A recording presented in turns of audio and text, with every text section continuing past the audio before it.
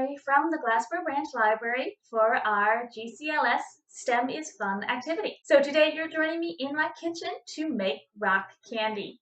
Now this is a fun experiment, but it does involve cooking and using the oven, so please make sure you have your parents' help. Okay, let's talk about our supplies for today.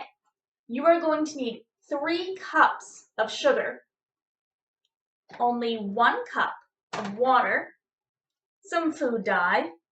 If you want, you can also add food flavoring, like vanilla flavoring that you might add to a cake. You're going to need 1 wooden skewer or chopstick, just something wooden that you would use in the kitchen, not just a stick. It does need to be wooden. Plastic or metal won't work for this experiment. And a tall glass, like you would drink from, like water glass. So what we're going to do today is make a super saturated formula. What does that mean? So we're going to make all 3 cups of this sugar fit inside this 1 tiny cup of water. How are we going to do that? Well, the best way to explain this super saturated formula, that's what it's called, is to think of a juggler. When a juggler has 1 ball, he can just stand there and hold the tennis ball. Or if he has 2, he can still just hold them and that's fine. But when he has 3 or 4, he has to juggle. He has to move in order to keep all the balls in the air. The same thing is going to be happening today when we pour our water into our pot and turn on our oven to medium heat. Now what you're going to do is you're going to warm up your water in here until it's boiling. That's 100 degrees Celsius or 212 degrees Fahrenheit. If you have a candy thermometer, you can use this to check the temperature. Once you get it boiling, you're going to add a half a cup of sugar at a time and stir it in until you cannot see the sugar anymore. This will take some time, but eventually you're going to fit all 3 cups of this into your 1 cup of water.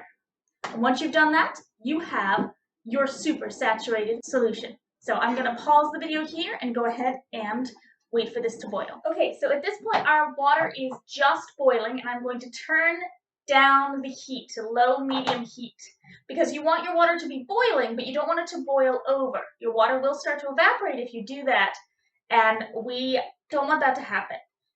It's going to be tough enough getting 3 cups of sugar into 1 cup of water. Having that 1 cup of water then boil away would definitely not help our project.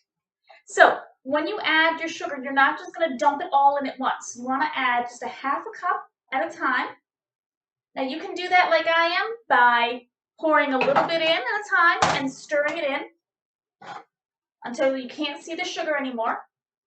Or you can separate your 3 cups out into 6 half cups and pour them in 1 at a time. But eventually we're going to add all of this in. Your water is still going to be clear because you're stirring it carefully. And then I will show you the next step. Okay, once all of your sugar is dissolved into your water, you're going to go ahead and add your food coloring. Go ahead and add a lot of this coloring. Unfortunately, there's going to be leftover water with this project after the sugar crystallizes out of it. So you need to add at least a dozen drops to really make it show up.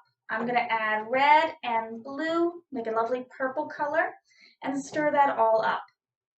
Then you're going to turn the heat off and let it cool just for a few moments. You're going to pour your slightly cooled water and sugar into a cup and have a wooden skewer right in the middle. Then you need to let it sit. This can take 3 to 5 days. Okay, and now with a little bit of help from our movie magic, 5 days have passed and our rock candy is done crystallizing. Now, I mentioned it at the beginning of the video, but you do want to store your glass with sugar and syrup in it in your refrigerator or somewhere else cool and dry and protected. And you want to cover it with either tin foil or cling wrap or something to keep it all safe and secure. Let's go ahead and move the tin foil. Now you can see here that a really good amount of rock candy formed at the top, but unfortunately I had the problem where it didn't end up forming on the bottom. And I looked into this here, and you're going to see that a lot of the rock candy end up forming on the glass. This might happen to you too, and that's perfectly fine. It's still really good rock candy. You can still use it. It'll be fun for eating or decorating cakes or other things. It just formed somewhere you maybe not expected it to. So we're going to pour out the liquid part.